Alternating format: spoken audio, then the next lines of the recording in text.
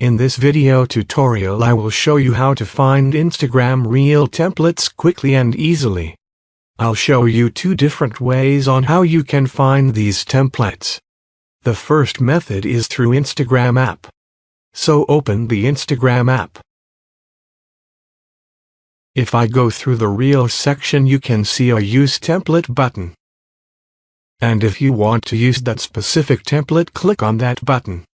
Here add your media like photos and videos.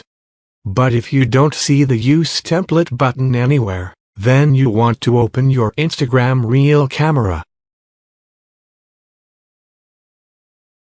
Swipe up and tap on the Templates button.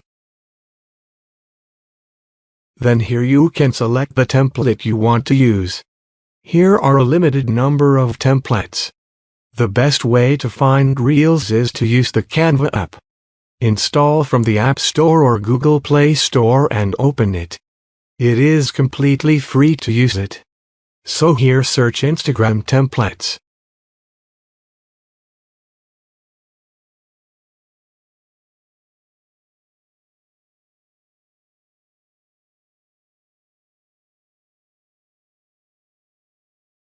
Choose which you want to use.